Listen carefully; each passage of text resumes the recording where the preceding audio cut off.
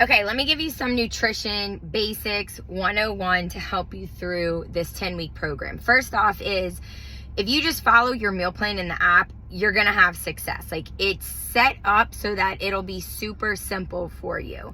So when you get your meal plan, go through every single meal, make sure it's something that you want to eat. And if it's not, just swap it out. Doing that all at once will help you, because then you won't be waiting on us to swap out the meal for you, because it can take 24 to 48 hours. So just go swap, swap, swap. If you never want to eat it again, like it's something you dislike, hit dislike and it'll never show up in your meal plan. But everything's set up based off of the questions that you answered and your goals. So you don't have to worry about macros. You don't have to worry about anything. Just follow that plan. It is super simple. The goal is to get you some success, to teach you how to eat to fuel your body, and the goal is so that you don't have to live off of a meal plan for the rest of your life. If you want to, it'll always be there for you, but most people would like to have some freedom at some point where you're not tracking your food, where you're not having to measure everything. So the meal plan is there to help you with that success. Now, what you can do to take it a step further is buying quality groceries. So when your meal plan says to get fruit or vegetables, buy the organic fruit and vegetables, because what that means is that it is not sprayed with glyphosate.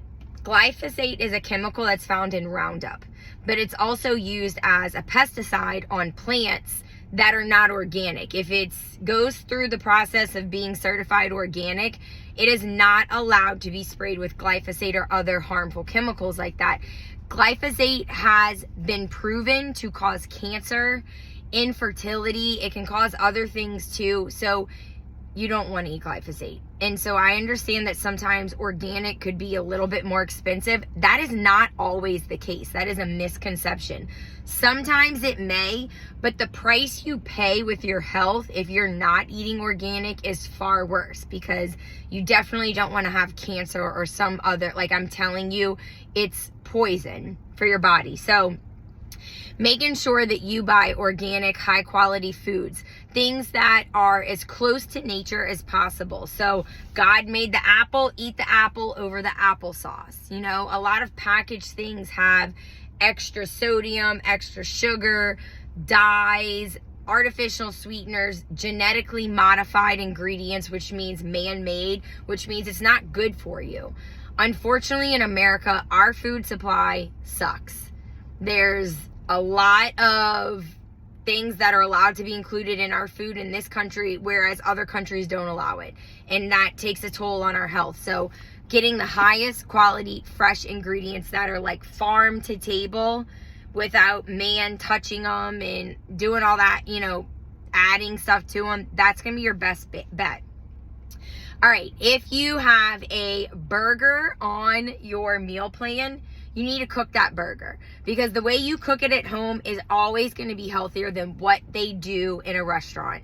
Restaurants use oils that are inflammatory. They're not going to be using like avocado oil in a restaurant. They're going to be using canola oil, which is really bad for you. So cook at home. It's going to change everything right away. You'll notice increases in your energy. You'll notice that you get results quicker. You feel better.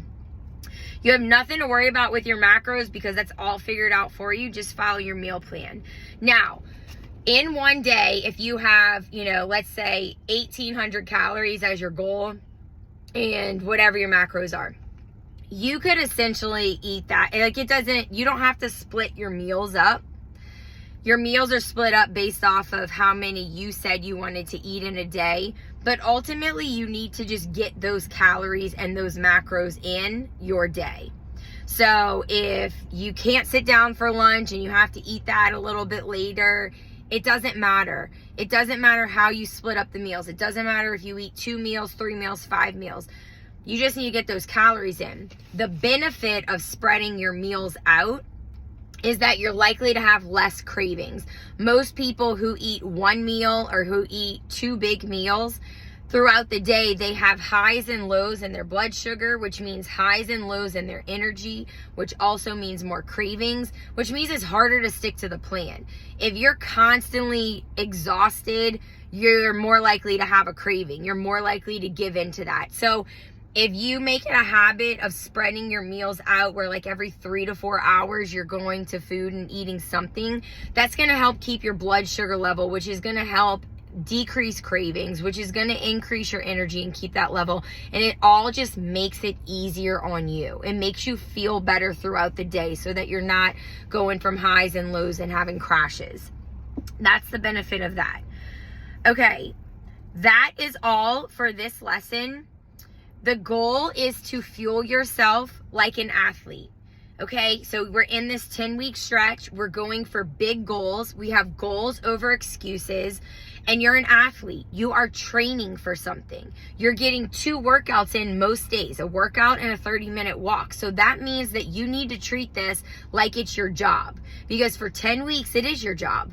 You've invested in this. You've invested financially. You've invested with your time. So you need to put the work in, which means you need to schedule your days out that you have enough time to get 7 to 9 hours of sleep. You've got to get rest to be able to wake up and do this all over again. But your nutrition is huge in this too, because the more you eat high quality organic foods, the more your body feels better. You reduce inflammation. You reduce, the stress that junk food has on your body, and you have more energy. And so the next day, you might have gotten in 20,000 steps and you did your workout and your 30-minute walk and you were walking all day at work and it was like a really busy day. But because you have been getting your sleep in and you've been fueling yourself like an athlete and you've been staying hydrated, you wake up like feeling refreshed the next day. And you're like, I'm on fire and I want to do this. And like, I can't wait to see what I can accomplish today.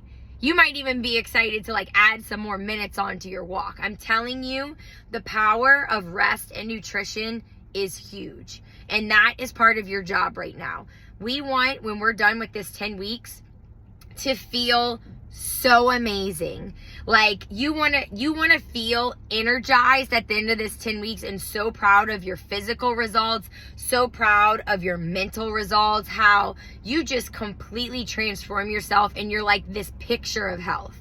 At the end of the 10 weeks, if you feel stressed out and run down, then you didn't do your job. You didn't rest like you were supposed to. You didn't take the appropriate amount of time for recovery. So I'm telling you that rest and recovery is so important. And the only way you're going to be able to fit all these things in is if you schedule it in and make it a priority. Because if you're just going willy-nilly in there and leaving all your habits towards the end of the day, you're going to feel exhausted. This isn't going to be enjoyable. It's going to feel like it's a hassle, and it shouldn't feel like that.